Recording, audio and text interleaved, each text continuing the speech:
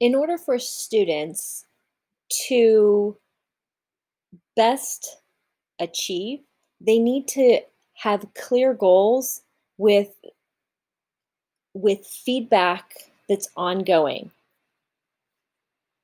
An idea to help this is the idea of targeted grading for the sake of formative feedback. Here's an idea of how you could put that into practice. You go to grading setup.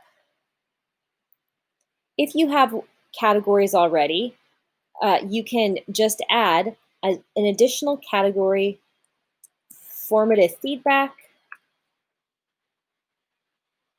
And at this one, I would say make formative feedback a 0% weight. If you have other weighted categories, I would still say continue to make it a 0% weight. Also, I've created a mastery-based grading scale. This is a scale that can help students understand how they are demonstrating their mastery of a specific standard. Here it's on a 4-point scale, 4 being advanced, then proficient, developing, attempted, and not yet attempted. The idea here is that the student has yet to attempt or has yet to prove that they have connected with a standard. If they've tried it, then they're going to receive a 1, whether they've demonstrated growth or not. Once you've developed that formative feedback,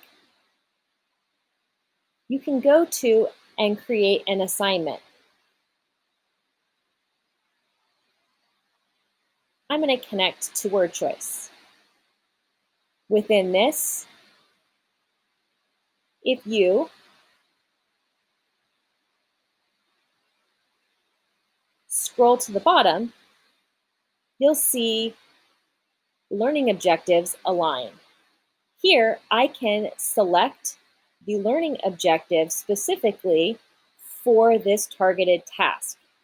In this case, I've chosen an ELD standard because this is for an ALD course. So here, once you find the standard that you'd like, you'll notice that you can search by number, but you can also search by keywords within the standard.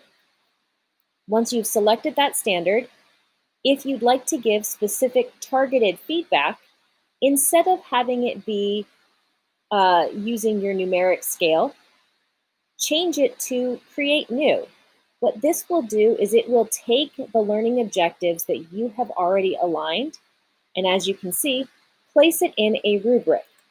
We might call this formative feedback, and you might even give this an assignment title. So as you kind of develop more and more rubrics, you'll be able to identify where the rubric came from. Or if you have a common goal or common standard that you'll be continuously going back and reinforcing, you might name it the name of the standard so that you can always connect back to this. Now at this point, you'll see that the grading scale is a traditional grading scale. If I go to apply grading scale and change it to mastery-based, it will change my scale to my mastery-based terminology. Once I create this, as students complete this assignment, I'll be able to provide quick formative feedback so students can begin cataloging how they're making progress toward a specific goal.